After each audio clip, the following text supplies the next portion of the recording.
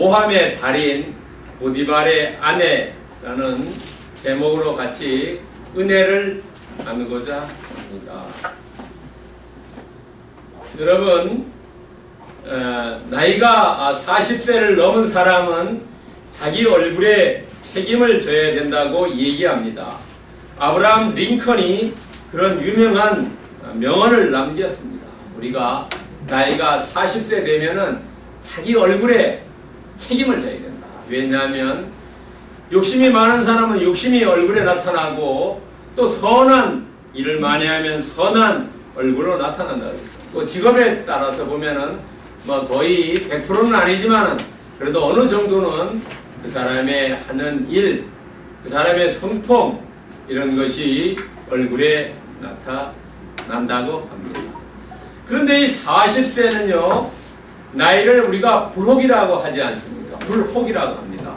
혹은 혹하다 하는 거죠. 나이가 40세가 되면 이것도 해보고 싶고 저것도 해보고 싶은 것이 40세의 나이입니다. 그래서 40세를 가지고 야, 너가 지금까지 해온 것만 열심히 하라라는 이야기를 합니다. 그것이 불혹입니다. 왜냐하면은 이때가 되면은 유혹이 많다고 합니다. 유혹은 우리는 템프테이션이라고 영어로 얘기하죠. 근데 특히 유혹 중에 거절하기 어려운 것이 두 가지 유혹이라는 겁니다.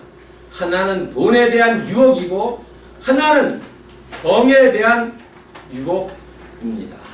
그래서 대부분의 사람들이 직장 생활하다가 옷을 벗고 나오는 경우가 돈과 성에 대한 유혹 넘어가서 옷을 벗고 나오는 경우가 종종 있습니다. 그런데 이 일을 잘 못한다고 해가지고 옷을 벗는 애는 거의 없습니다. 그래서 대부분 사람들이 도중에 이 돈과 성의 유혹에 휘말려가지고 그만두고 나오는 분들이 많다고 합니다. 근데 성경에 보더라도 이 유혹에 불복한 자들이 있다는 거죠. 아담과 하와가 뱀의 꼬임에 넘어가가지고 에덴 동산하고 추방당했고, 우리가 잘 아는 여호수아를 따라서 여리고 성을 정복했을 때 그때에 아간이라는 사람이 돈에 눈이 멀어가지고 헌금에 눈이 멀어가지고 갖고 와가지고 자기 집에 침상 밑에 감췄다가 나중에 알게 되어서 가족이 몰살을 당하죠. 악을 골짜기 가서 다 죽지 않습니다. 그 다음에 다윗 보세요. 다윗도 잘 나가다가 밧세바로 인해서 성의 유혹에 빠져가지고 그 이후 어떻습니까? 다윗의 일생을 보면은 앞에 그 밧세바의 유혹에 빠질 때까지는 정말로 전도양양하고 상승곡선을 그리죠. 그 밧세바와 사건 이후에는 하향곡선을 그리죠. 완전히 하향곡선을 그려가지고 자식들끼리 싸움하고요, 뭐 도망다니고요, 얼마나 어려움을 겪었습니다. 우리가 이 유혹이 왔을 때 이 유혹을 극복해야 된다. 누구에게나 온다는 겁니다. 남자 여자 어리고 나이 들고 지가 높고 낮고 많이 배우고 못 배우고 전혀 관련 없다는 겁니다.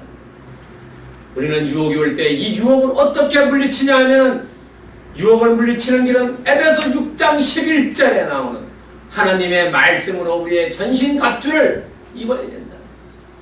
우리가 오로지 하나님의 말씀으로 아니면은 우리가 유혹을 물리칠 수가 없다는 거죠. 내가 말씀으로 성령 충만되었을 때 어떤 유혹도 나를 뚫고 들지 못한다. 그러나 내가 말씀에 충만되어 있지 않고 하나님 말씀 알기를 쓰레기처럼 알 때, 그때는 유혹이 나를 이끌고 유혹의 길로 끌려간다는 거죠. 자기가 끌고 가는 게 아니라 끌려간다는 겁니다. 오늘 예배에 나오신 분들은 정말로 성경의 말씀으로 전신 갑주를 입고 사탄, 귀신, 마귀의 유혹에 끌려가지 않는 분들이 되기를 축원드립니다. 아멘. 지난 설교에도 말씀드렸습니다만 요셉에게 영향을 준 세 사람의 여자가 있다고 그랬죠. 그래서 옛날에 제가 한번 어머니 라헬에 대해서 설교했어요. 라헬에 대해서. 그리고 지난주에 아내 아스낫에 대해서 설교했습니다. 오늘은 그 요셉에게 영향을 주고 요셉을 구렁텅이에 빠뜨린, 요셉을 유혹한 보디발의 아내에 대해서 설교하려고. 여러분들 보디발 아내가 어떻게 유혹했는지, 어떻게 그 유혹을 극복해 나가는지, 그런 것들을 우리가 알면 정말로 나에게 사탄 마귀 귀신이 왔을 때 내가 그것을 물리칠 수 있다는 거죠. 여러분 요셉의 생애를 보면은요, 지난주에 제가 나이별로 말씀드렸지 않습니까? 오늘은 조금 다른 각도로 요셉은 아버지 집에서 자녀의 삶을 17세 정도 살았습니다. 우리가 고등학교를 졸업하면 자녀를 집에서 내쫓아야 되는 건 맞는 얘기예요. 자녀를 데리고 있으면 안 된다. 이 요셉은 아버지 집에 17년 동안 있고 그때까지 어머니 사랑을 받았어요. 그리고 종으로 보디발 집에 팔려가서 한 10년 정도 지났어요. 처음에 10년 동안 처음에 한 1, 2년 동안 알지 못했겠죠. 그러나 성실하고 근면하고 주인의 말을 잘 듣고 일을 열심히 했기 때문에 점점 알려지지. 이때 보디발 아내의 눈에 띄었다는 거지. 27세 정도에 근육질의 남자, 이런 남자가 딱 나타났어요. 그래서 보디발의 아내가 캐까닥했다는 거예요. 아, 저 남자랑 어떻게 꼬셔봐야 되겠다. 그래서 실패하죠. 실패했을 때 이 요셉은 그 증오의 사랑에 의해서 감옥에 가죠. 보디발 감옥에 가서 한 3년 정도 살았어요. 3년 정도 살다가 꿈 해몽해주고 이제 집이 바뀌어집니다. 풍경의 삶으로 아버지 집에서 보디발 집으로, 보디발 감옥으로, 다시 왕궁으로 이렇게 한 80년 동안 아내 아스낫과 평안한 삶을 살았다. 이거 보면 어땠어요? 젊을 때 고생은 사서 한다는 얘기도 있지 않습니까? 30년 고생하고 80년 편하게 사는 거죠. 오늘 여기 고등학생 있습니다. 젊은이들은 30전까지 열심히 공부합시다. 그러면 나중 80년이 해피한 생활을 할 수 있어요. 30년 열심히 공부하지 않으면 80년이 고생길이 훤하네. 여러분 청년들 열심히 듣고 요셉처럼 그 30년 동안 열심히 공부하시기 바랍니다. 그러나 요셉은 어디에 있으나 하나님을 잘 믿었다는 거죠. 하나님이 함께 했다는 거예요. 그렇기 때문에 형통했다는 겁니다. 왜냐하면 이 감옥에 있을 때나, 종으로 있을 때나, 아버지 집에 있을 때나, 애굽의 왕 밑에 있는 국무총리로 있을 때나 늘 하나님을 섬겼다는 거지. 여러분 잘 될 때도 하나님을 잘 섬겨야 되고 안 될 때도 하나님을 잘 섬겨야 돼요. 그래야지만 우리가 로마서 8장 28절이라는 이 말씀이 기적처럼 우리에게 다가온다는 거예요. 우리가 알거니와 하나님을 사랑하는 자, 하나님을 찾는 자, 그런 사람에게만 모든 것이 합력해서 선을 이룬다는 거예요. 하나님 찾지 않고 하나님으로부터 어둠에 자식된 사람들은 하나님이 선을 이루지 않아요. 그 사람들은 그냥 내팽개친다는 겁니다. 그렇기 때문에 우리가 어디에서나 하나님을 잘 예배드리고 하나님을 그 품 안에 거하는 게 필요하다. 그러나 잠깐은 어렵지만 하나님께서 아하 내 새끼 이리 와라 해가지고 좋은 길로 이끌어준다는 거예요. 그러나 하나님의 손길에 벗어난 자녀는 네 멋대로 하라. 네가 알아서 가라. 그게 힘들다는 거예요. 여러분 우리는 정말로 좋을 때나 나쁠 때나 슬플 때나 기쁠 때나 고난이나 해피할 때나 늘 하나님 품 안에 있기만 하면 하나님께서 우리의 길을 열어주시고 모든 것 협력해서 선을 이룰 줄을 믿습니다. 아멘. 여러분 오늘 보디발이라는 사람이 있어요. 이 보디발의 친위 대장입니다. 이 사람. 친위 대장은 좀 알기 쉽게 하면 오늘날 청와대 경호실장 정도입니다. 이 사람의 직함은 성경에 39장 1절하고 37장 36절에 2번 나옵니다. 그런데 우리가 여기서 알아야 될 것은 여기에 까맣게 진하게 되어 있는 신하라는 이 단어가 있습니다. 신하라는 단어는 히브리어로 사리스라고 얘기합니다. 사리스는 관리라는 얘기도 되고 또 다른 의미로 내시라든지 환관이라는 의미도 있습니다. 그래서 이 사람이 제가 보기에 결혼한 다음에 궁중에 들어가지 않았냐라고 생각됩니다. 궁중에서 일하는 사람은 전부 남자들은 그 당시에 반란을 꾀해가지고 왕위를 찬탈할까봐 전부 내시로 만들었다. 그런데 우리가 알고 있는 성경 70인역이라고 있습니다. 이 이스라엘 유대민족이 히브리어를 다 잊어버렸을 때 헬라 시대에 헬라어로 만든 성경에 보면은 이 신하라고 되어 있지 않고 유너크라고 써있고 넷이라고 되어 있다. 오늘날로 얘기하면은 남편이 결혼해가지고 집안을 내팽개쳤다고 볼 수 있어요. 그런 사람이라고 볼 수 있습니다. 자, 그 다음에 친위라는 사람 보세요. 친위. 친위 대장이 돼. 친위는 히브리어로 타바흐입니다. 이 사람은 사형을 집행하는 사람입니다. 또는 요리사라고 얘기해요.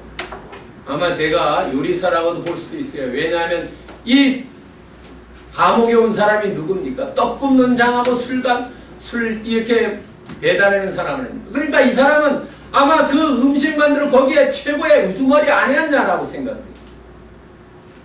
요리사. 왜서 요리사냐면 요리사는 동물을 죽여야 되기 때문에 이 사형 집행인이라고도 볼 수 있다는 거예요. 그리고 경호원인가 호위병으로 되어 있습니다. 왕을 따라서 집을 멀리 떠나다니는 사람입니다. 그 다음에 대장은 히브리어로 사는데 우두머리 방백 두목을 얘기합니다. 그러니까 여러분들이 보디발이 어떤 사람이라는 것을 조금 이미지를 해야지 뒤에 부분을 이해할 수가 쉽다는 거예요. 여러분 그렇다면 이 보디발의 아내, 이 보디발의 아내는 성경 어디에도 이름이 나오지 않습니다. 지난번에 아스낫이라는 사람 이름이 나왔지 않습니까? 그 사람은 이 크리스찬 그 당시에 남편인 요셉, 예수님을 열심히 믿던 하나님을 열심히 믿던 요셉에게 충성하고 그 사람 도와줬다. 하나님의 대적자는 이름이 나오지 않아요. 그리고 이 사람의 행적은 오직 창세기 39장에만 나와요. 다른 데는 나오지 않습니다. 이런 방구도 없어요.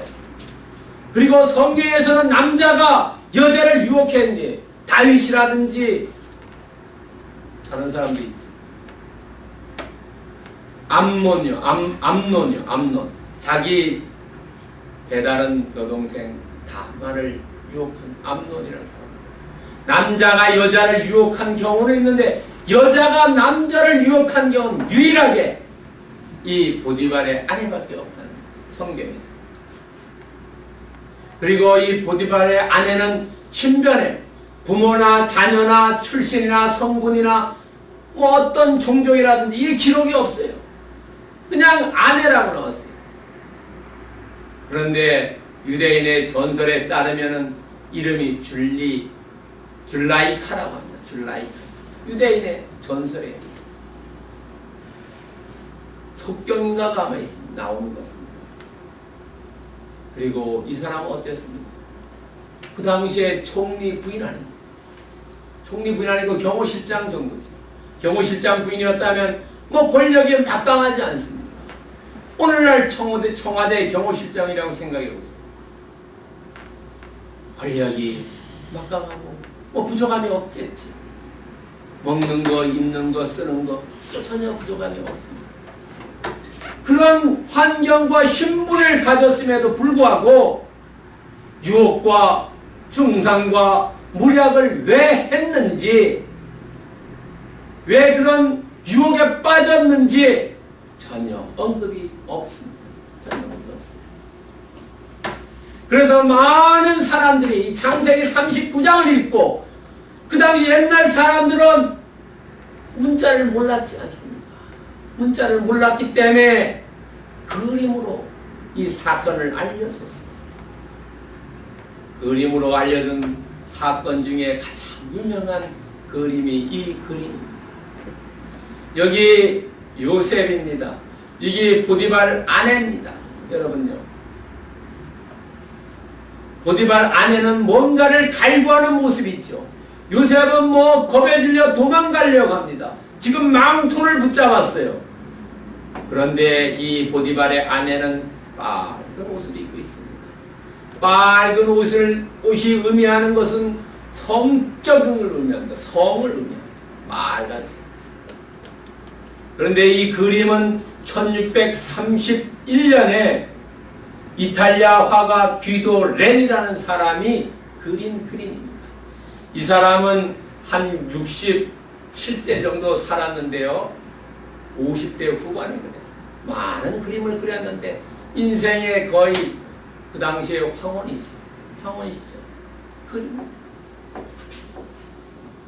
이 그림 중에 이 옷 있지 않습니까? 이 옷이 테마라는 거죠. 많은 화가들이 그렸는데 다른 모양으로요. 전부 옷을 그렸다는 거예요. 옷이 이 사건의 중요한 이야기로 등장합니다. 오늘 보면은 본문에 읽은 것 중에 6가지가 나옵니다. 6번이나 옷이라는 것이 등장합니다. 여러분, 오늘 이 모함과 유혹과 모함의 달인 이 보디발 아내는 그러면 어떻게 유혹했느냐 하는 겁니다. 여러분, 오늘 7절에 보세요. 그 후에 그의 주인의 아내가 요셉에게 눈짓하다가 동침하기를 청하니. 자, 제일 첫 번에 눈짓한다는 것은 우리말로 윙크하는 거예요. 윙크요. 윙크해가지고 이제 시작이 되는 거예요. 그 다음에는 계속 10절인가요? 보면 계속 말을 여러 번 해요. 그 다음에는 어떻게 행동으로 가죠? 여러분, 이 보디발의 아내와 요셉은 신분이 달라요. 요셉은 종이고 보디발의 아내는 사모님입니다. 막강한 권력을 가진 사모님이에요. 이 사람은 위력을 이용해가지고 지속적으로 유혹한다는 거죠. 위력이요. 오늘날 얘기하면 알기 쉽게 갑질한다는 거예요. 7절과 10절과 12절에 나오는 이야기. 상관이 부하를 성희롱인가 성추행인가 아니면 성폭행한다는 거예요. 희롱에서 추행으로 폭행으로 간다는 거예요. 위력을 가지고 간다는 거예요. 자기와 동급의 레벨에 있지 않고 위력을 가지고 권력을 사용한다는 거죠. 두 번째는 유혹의 강도가 점점 세지는 거죠. 눈짓을 하다가 그 다음에 말로 계속 하다가 그 다음에는 행동으로 옮긴다는 거죠. 여러분, 희롱에서 추행으로 가죠. 성폭행한 미수에 그죠? 희롱에서 추행으로 그 다음에 성폭행으로 가죠. 유혹의 강도가 점점 세워진다는 거예요. 우리도 그렇죠. 유혹의 강도가 어떻습니까? 점점 세워진다는 거죠. 우리가 잠이 안 올 때 수면제를 먹으면 처음에는 한 알 먹고 두 알 먹고 세 알 먹고 점점 많아져요. 마약도 그렇죠. 중독이라는 것은 처음에 작지만은 그 끝이 엄청나게 쓰여지지 않습니다. 유혹은 뿌리부터 잘라내. 세 번째는 육정에 기환한 기인한 유혹은 가정 파탄을 초래한다. 육정의 자기 개인의 육신에 의한 유혹은 가정 파탄. 자기 이탈하 그랬죠. 나도 좋고 다른 사람도 좋아야 되는데, 나도 좋고 가정이 전체 좋아야 되는데 나만 좋고 하다 보니까 가정이 파탄을 초래했죠. 왜냐하면 그 집안의 가장 우두머리 종이 감옥에 갇혀버렸지 않습니까? 여러분, 회사에서 가장 잘하는 사람 한 사람 빠져나가면 회사가 흔들었는데, 가정에서 아내나 남편이 만약에 뭐 어디 멀리 출타했다 하더라도 참 돌아가지 않지 않습니까? 이 보디발 아내가 잘못되어 가지고 요새 가정 총무가 감옥에 갇히니까 그 어떻겠습니까? 완전히 그 가정이 파탄이 납니다. 종들이 지금까지는 요셉을 통해서 그 복을 받았는데 그 복을 받지 못하게 됩니다. 여러분, 우리는 갈라디아서 5장 24절에 예수 그리스도 예수의 사람들은 육체와 함께 그 정욕과 탐심을 못 박아야 된다. 나 혼자만 좋아하는 그 정욕의 눈을 우리는 못 박아야 버립니다. 나의 정욕 때문에 가정이 파탄이 나고, 내 정욕 때문에 회사가 파탄이 나고, 직장이 파탄이 나고, 교회가 파탄이 나고, 동아리가 파탄이 나고, 다 파탄이 난다. 나의 정욕과 욕심 때문에 그렇다는 거지. 자리를 이탈을 생각해야 된다. 나도 좋고 그 집단, 그 가정, 그 단체도 좋아야 되는데 나만 좋다 보면은 다 멸망의 길로 간다. 우리는 갈라디아서 5장 24절을 유혹이 올 때마다 생각하면서 그 유혹을 단칼에 물리치는 우리 섬나이배 공동체 권속들 얘기를 축원드립니다. 아멘. 두 번째는 모함자입니다. 모함자예요. 보디발 아내가 모함자로서 어떻게 하느냐면요, 14절과 15절에 나옵니다. 보라, 주인이 히브리 사람을 우리에게 데려다가 우리를 희롱하게 하는도다. 그가 나와 동침하고자 내게로 들어오므로 내가 크게 소리질렀더니 그가 나의 소리질러 부름을 듣고 그 옷을 내게 보내두고 도망하여 나갔느니라. 자, 이걸 자세히 보면은 자기가 범죄를 일으키는 원인의 제공자인데도 불구하고 다른 사람들을 반감을 일으켜요. 여러분 자세히 보세요. 여기에 뭐냐면 우리를 희롱했다. 아이, 저기 요셉이 우리를 희롱했습니까? 그게 아니라는 거래요.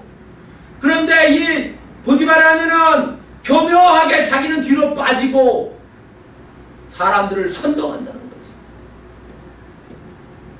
이렇게 모함하는 것을 우리는 조심있게 봐야 됩니다. 자기는 앞장서지 않는다는 거예요. 많은 사람들이 사람 선동해놓고 뒤로 빠지고 앞에 자기는 보신하고 다른 사람은 감옥에 가든지 경찰서에 붙잡혀 가든지 상관하지 않겠다. 지금 이런 자신은 숨는다. 리더라는 것은 앞장서서 가야 되는데 이 사람은 모함자기 때문에 사람만 앞에 세우고 자기는 뒤로 살짝 빠진다. 두 번째는 사실을 왜곡했어요. 많은 사람들이 선동할 때 보면은 사실을 왜곡하고 거짓말을 얘기한다는 거예요. 자, 여기에 보세요. 요셉이 동침하려고 들어갔습니까? 아니지요. 그리고 옷을 내버려 두지도 않았다는 거예요. 본인이 옷을 붙잡아가지고 벗겨졌지요. 왜곡했다는 거예요. 왜곡. 여러분, 어디에서나, 어느 집단에서나, 어디 직장에서나, 단체에서나 이렇게 사실을 왜곡해가지고 거짓말해서 선동한다. 이게 바로 모함자라는 거예요. 세 번째는 자신의 잘못을 다른 사람에게 전가해요. 나는 잘못이 없다.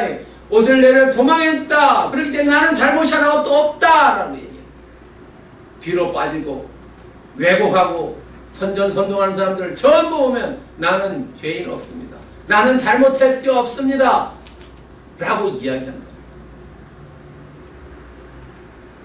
여러분, 레위기 19장 16절에 보면 너는 내 백성 중에 돌아다니며 사람을 비방하지 말며 내 이웃의 피를 흘려 이익을 통하지 말라. 나는 여호와니라.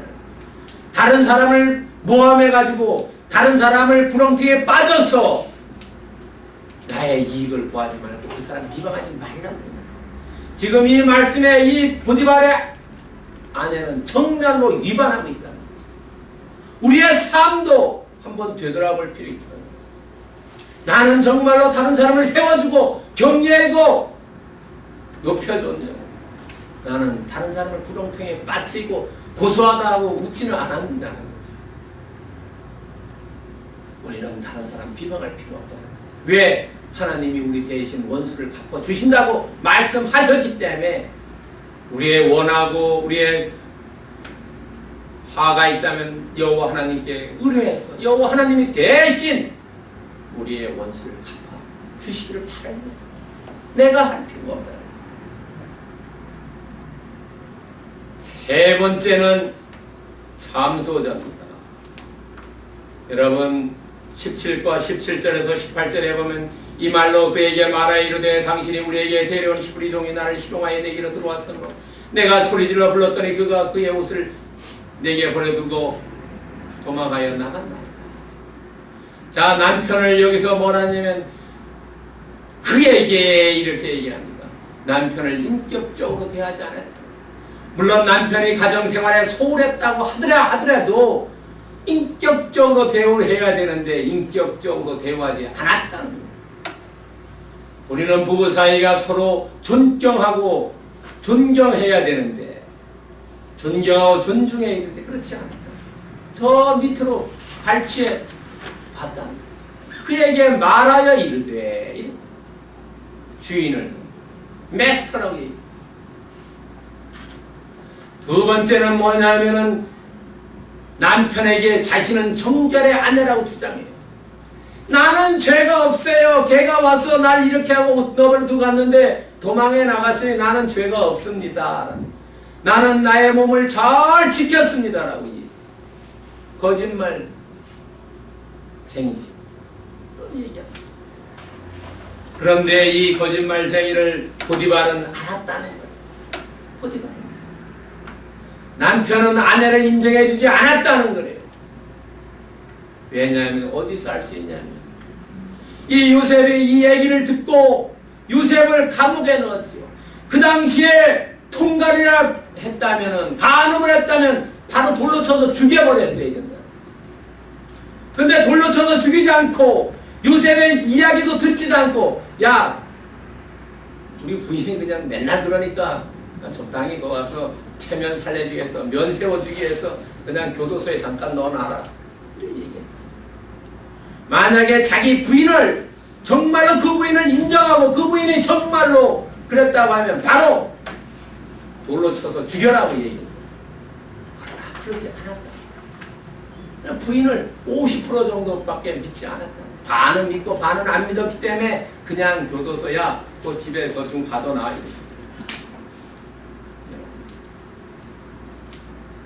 왜냐하면 이 부인은 너무 높아지려고 했다는 거예요. 우리나라에도 그런 얘기 있지 않습니까? 뭐 지금은 좀 안 돼. 옛날에 얘기하면 남편이 이 보디발의 아내도 그랬던 거예요. 우리가 누가복음 14장 11절에 보면 무릇 자기를 높이는 자는 낮아지고 자기를 낮추는 자는 높아진다. 겸손해야 되는데 작은 권력에 도취되어 가지고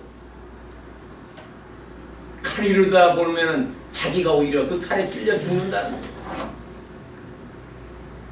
우리는 낮아져야 된다. 굴종할 필요까지는 없지만은 그러나 거기까지 낮아져야 돼. 예수님도 죽을 때까지 낮아졌지 않습니까? 낮아져야 된다.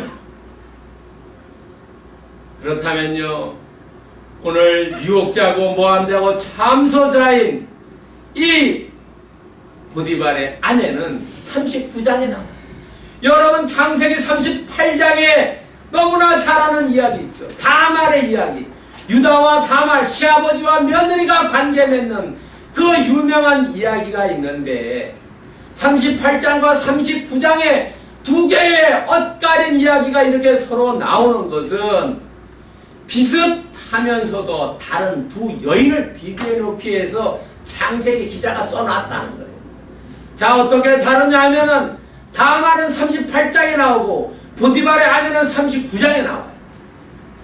다말은 시아버지를 유혹해서 성공했고 보디발의 아내는 종 요셉을 유혹해서 실패했어요.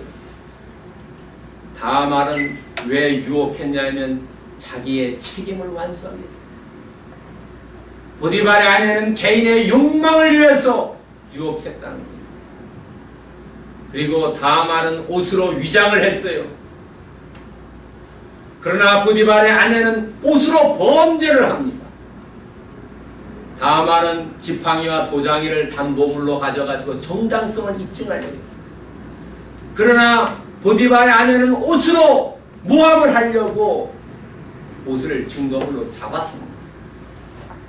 다말은 이름이 성경에 나옵니다. 이름이 나오고 아무 얘기도 다말은 하지 않습니다. 침묵합니다.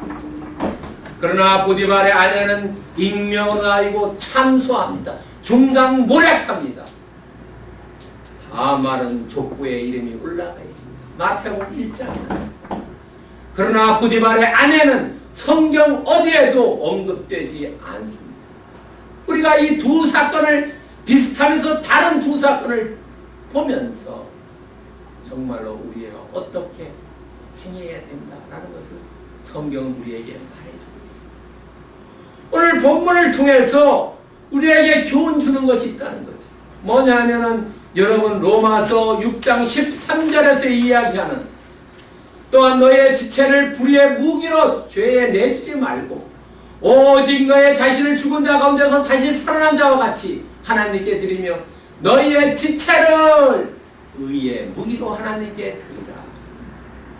내 몸뚱아리를 보디발의 아내처럼 사용하지 말고 정말로 내 몸을 우리가 하나님에게 산 제사로 드리라는 거죠. 선한 일을 해서 하나님을 기쁘게 하는데 내 몸을 써야지 정말로 내 욕망을 채우는 데 쓰지 말라는 거죠. 오늘 이것이 보디발의 부인을 통해서 우리에게 주고자 하는 말씀. 그러면 우리는 어떻게 해야 되느냐 하는 겁니다. 어떻게? 여러분 우리는 기회가 보디발 아내처럼 신분과 환경 주변의 모든 것들이 주어져 있는 이 기회를 이것을 내 개인의 욕심에 채우는 게 아니라 하나님을 위해서 선용해야 된다는 거지. 하나님을 위해서 내가 어디서 무엇을 하든지 하나님의 영광을 위해서 하나님께 영광 돌리는 삶을 살아야 된다. 그것을 해야 된다. 그것이 기회를 선용하는 악용하는 것은 보디발의 아내처럼 된다는 거지. 두 번째는 자제력을 배양해야 된다. 내가 하고 싶을 때 하지 말아야 될 것도 있다는 거죠. 내가 모든 거 하는 게 아니라는 거죠. 그러나 내가 해야 될 거, 해야 되지 말아야 될 거, 이것을 잘 자제력을 배양해야지 큰 인물이 될 수 있다는 거죠. 여러분 위로 올라갈수록 어떻게 보세요? 위로 올라갈수록 우리나라는 안 그렇지만 미국에서는 고관 대작들이 될수록 배가 나오지 않지요. 배가 나온 사람은 왜냐하면 자제력이 없기 때문에 식탐에 대한 자제력이 없기 때문에 큰 일을 할 수 없다는 거예요. 자제력 있는 사람은 자기가 먹는 것도 자제할 수 있다는 거예요. 그렇기 때문에 큰 일을 할 수 있다는 거예요. 우리는 자제력을 배워야 된다는 거죠. 공부해야 될 때 공부하고 놀 때 놀고 그런 것들을 분명히 하는 그것이 자제입니다. 세 번째는 뭐냐면 진실을 말해야 된다. 진실을 왜곡해서 곡해해서 곡하게 아세하면 안 된다는 거예요. 아전인수격으로 얘기하면 안 된다는 거예요. 정말로 진실을 얘기해야 된다는 거예요. 여러분 그러기 위해서 우리는 어떻게 해야 돼요? 우리의 마음을 잘 다스릴 필요가 있어요.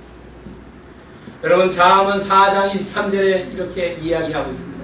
모든 지킬만한 것에 더욱 내 마음을 지키라. 생명이 거기서 나온다는 거죠.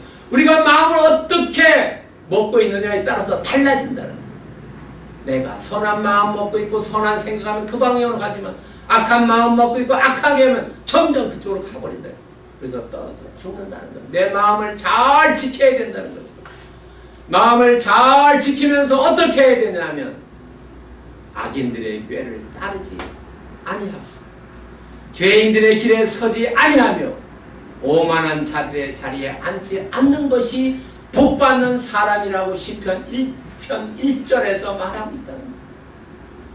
내 마음을 잘 지켜가지고 정말로 악인들과 죄인들과 오만한 자들을 물리쳤을 때 거기에 하나님께서 우리에게 풍성한 복을 주신다.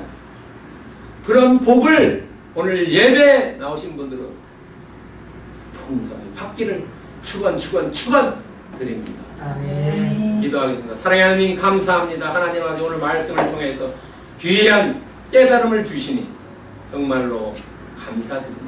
하나님 우리가 기회를 잘 선양하고 자제력을 배양하고 진실을 말함으로써 하나님께 영광을 돌리고 하나님을 위해서 일하는 삶이 될 수 있도록 주님 도와주시고 은혜 베풀어 주시옵소서. 감사드리며 우리를 구원하신 예수님 이름으로 간절히 기도드려옵나이다. 아멘.